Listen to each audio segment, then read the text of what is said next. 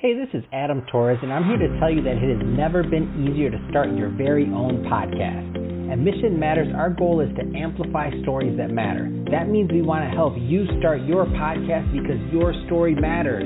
We can do this in 3 different ways. 1, join our podcast school and take a free or paid course. 2, visit our resources page where we've already figured out what you need, such as where to host your podcast. Or 3, heck, we can even do everything for you through our podcast agency, including editing for cheaper than you can do in-house. Oh, and no contract, service is month to month.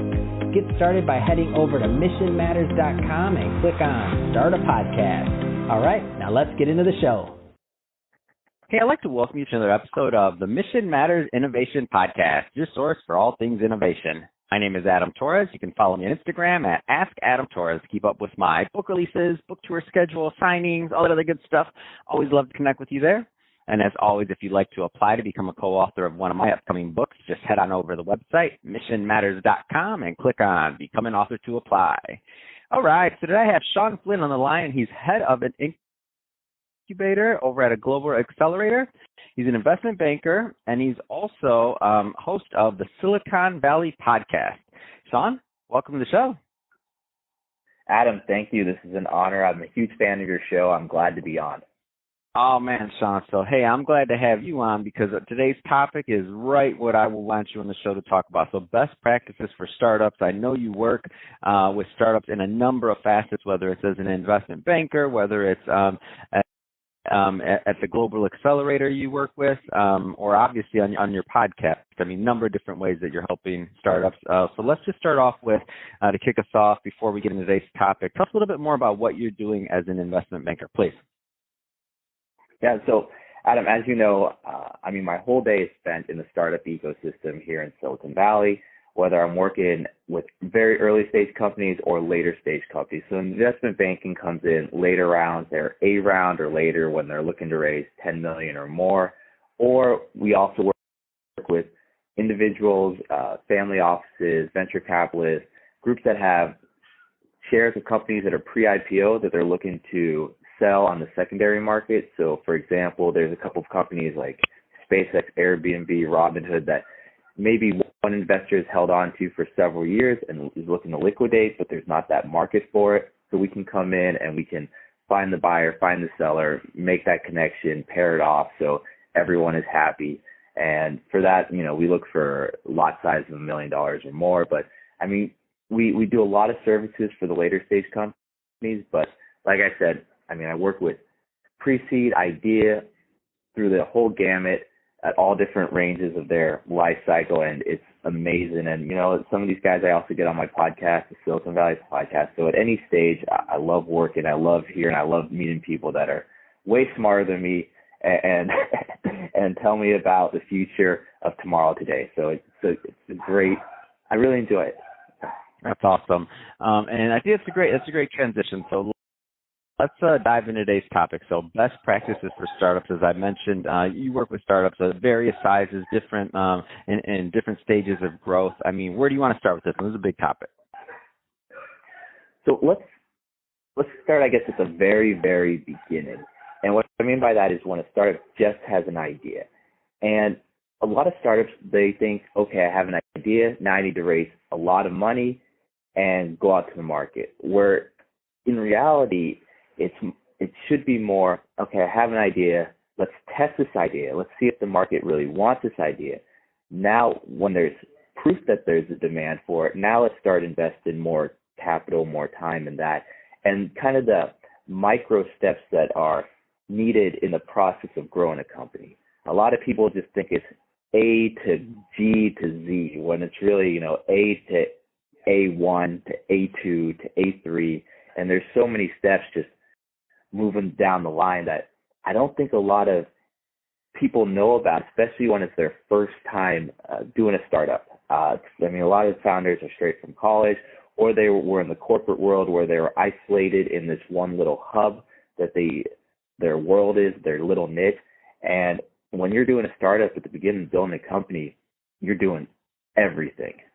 And so, Adam, I'd love to talk about just the beginning of the company, also the value of what a lot of people already have that they might not know about. So let me know what your thoughts are. So in terms of, okay, so let's say they have this idea, and they're now it's now time to get it started. Let's say they took care of all those basic things. So they went online, they maybe got some advisors, they got something, and now let's go a little bit further because we only have so much time on this one. There's a shorter podcast, might have to have you on for another episode, but now they have what they believe is product market fit. So they have a little bit of customers, and now they're at that stage to where they're in the in between, and they're thinking about, like, should I take on money? Should I start thinking about raising money? What should I do next? We're making a little bit of money, but we want this thing to grow. Let's talk to them for a little bit. They may have a couple hundred clients. They may have made a couple $100,000 or, maybe $1 million in revenue over the course of X amount of years. And now they're like, oh, I'm kind of stagnant. I want to make this thing go. Like, what do I do? Should I take on capital?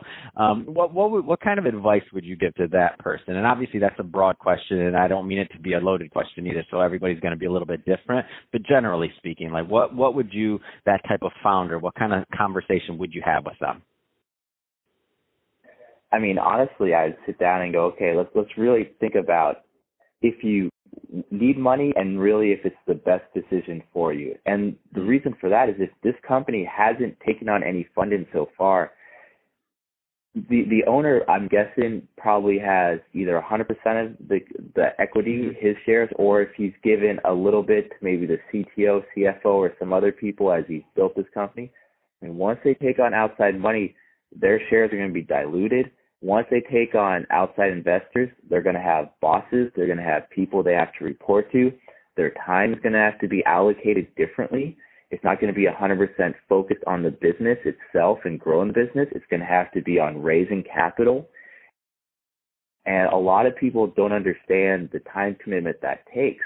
There's founders I've met in the past that have said, God, if I just spent the several hundred hours that it took me to raise this money and use that to grow my sales channels, use that to work with my existing clients to grow those, I would have been better off because I would have owned 100% of the company still. I would have been at the exact same spot revenue-wise. And to be honest, they say, they would have been happier as well because of, there's just so much stress in that goes into raising capital that a lot of people don't know about. They just think it's all glory. They think they go out there, they do a pitch, someone in the audience likes it, they have a meeting, a check's written, done. When it's a lot more in the movies it works process. like this, Shawn. In the movies it works like that. Come on. Well, in the movies, I'm on a beach right now with my yacht parked over there in my private island, and oh man, that's well said, Shawn. And I'm glad you said that. And the reason I'm glad you brought it up is because it just shows your experience that you've worked with a lot of companies. And so the last thing many of the people in the audience expected was for you from an investment banker for them to say, you should think twice about taking on capital because it's not always the right thing to do. Like, that's the last answer a lot of people would have expected from someone in your seat. So, which also makes me even more happier to bring up your podcast and what you're doing there. So let's dive into that. So the Silicon Valley podcast, first off, what was the inspiration for you creating this? So after college, I lived overseas for about 8 years. I lived in Costa Rica. I lived in China, Europe, back in China. And I met some amazing entrepreneurs there. And then when I moved back to Silicon Valley, I stayed in touch with them. And they kept asking me similar questions. And in this process also, I started working at an incubator that has 15 locations, offices around the world. And I would meet entrepreneurs that would also have the exact same questions. I just kept getting all these questions of, how do we incorporate in the U.S. when we go there? How do we find the right lawyer? How do we raise capital, get our pitch, all these things. And I had the same things repeated over and over again. And I'd make introductions, have this meeting, have that meeting. And then one day I decided, okay, I'm going to start recording these meetings.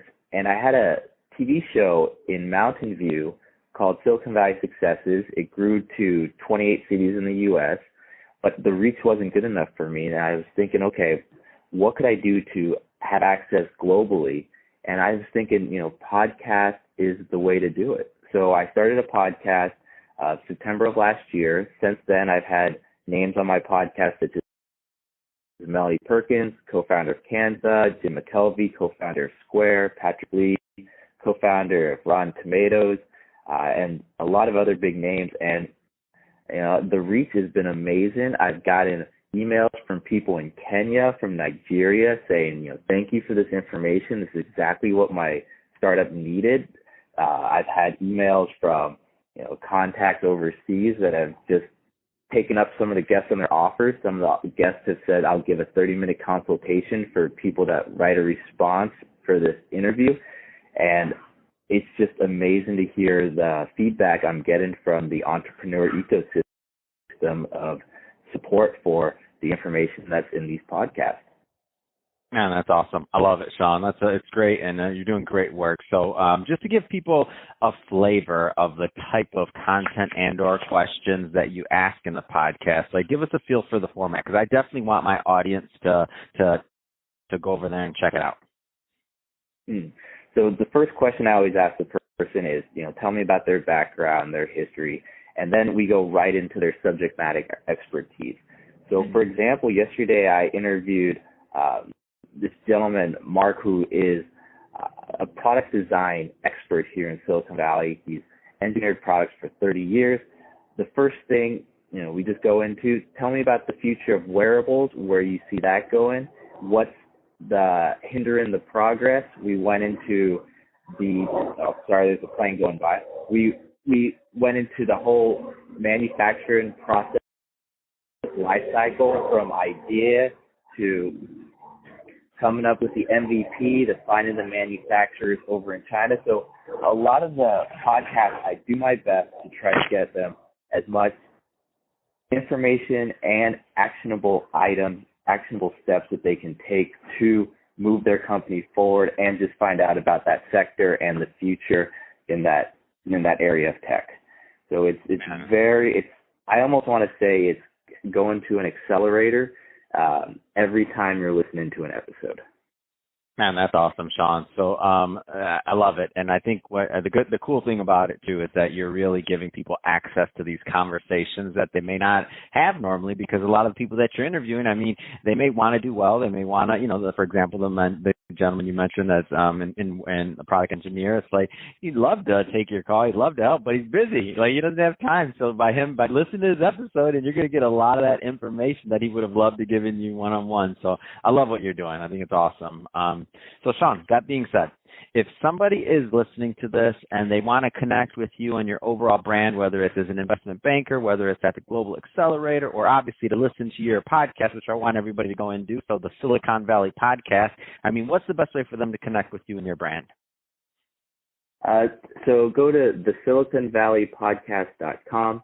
All my social media handles are there. In fact, all of them are just Shawn Flynn, SHAWN, LYNN SV, SV for Silicon Valley. So once again, that's at Shawn Flynn SV. That's my Twitter handle, my Facebook. You can find me on LinkedIn with that. I have that for all my, even YouTube. So look for that, add me, connect with me. I'm most active on LinkedIn. So if anyone wants to send me a personal message, please connect with me on LinkedIn, and I will respond immediately. Man, that's awesome. Well, Shawn, really appreciate you coming on the show today and making my job easy. So thank you, because I love having podcasters on here because it just goes by fast. So thank you again. And to the audience, as always, thank you for tuning in. Hope you got a lot of value out of this. If you did, don't forget to subscribe to the podcast, leave me a review on the Apple iTunes Store, and if you're watching this on our YouTube channel, Mission Matters Innovation, definitely give us a subscribe there, but also leave us some comments on the video. Love to know what kind of projects and products that you're working on. And Shawn, thanks again for coming on the show.